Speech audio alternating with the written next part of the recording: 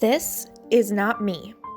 This is in fact Adrienne, or Miss Philomena, as you would probably know her here on YouTube and also on Instagram, which is where I got this reference photo of her that I'm going to be using to paint her a special Christmas swappy surprise gift thingy, actually Solstice swap, and everything was late.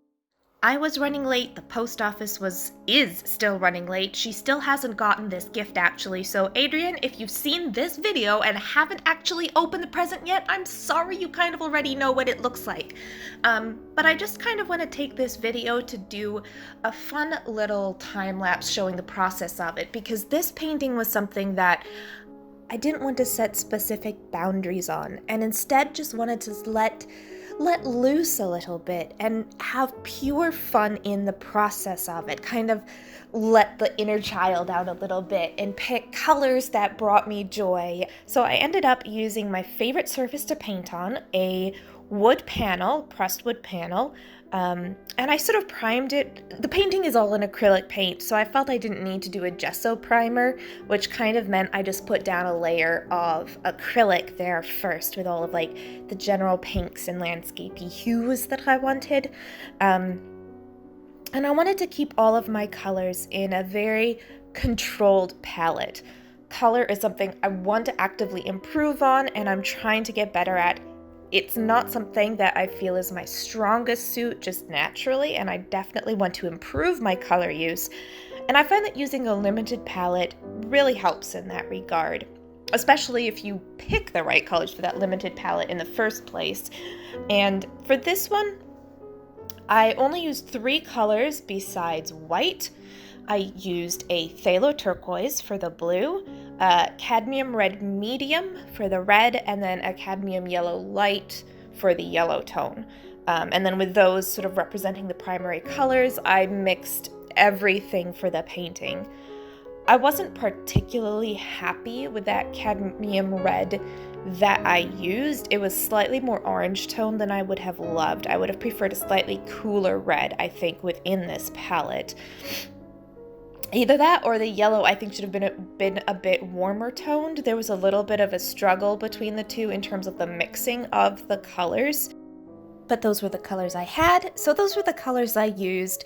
And with that limited palette, I actually felt much freer to experiment a lot more and just sort of paint intuitively rather than that strict adherence to historical accuracy, perhaps, that I'd held on to so strongly in a lot of my costuming work and a lot of my expectations of myself also then when it came to my art. I think a lot of artists end up placing rules upon themselves and imposing strict ways of being artists, and it's related a lot to self-image, I think, the type of artist that we think we are and the sort of work that we self-identify with.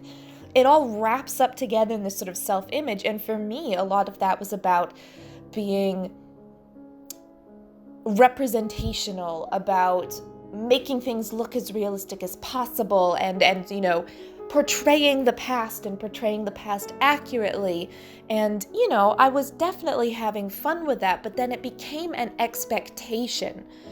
And this resulted in whenever I would create a piece of artwork, when I would sit down to it, I would inevitably be really disappointed in the outcome if it didn't match up to these strict ideas in my mind of what my art should be. And for some reason, I found it a lot easier to let go of those expectations that I have imposed upon myself, entirely self-imposed those, when I'm working with acrylic as opposed to working in oil. And perhaps it's because they didn't have modern acrylic paints as we know them in the 18th century, so I don't have that sort of idea of, well, in the Renaissance they would have done art this way, in the 18th century they would have done art this way, and I want to be historical and paint like them.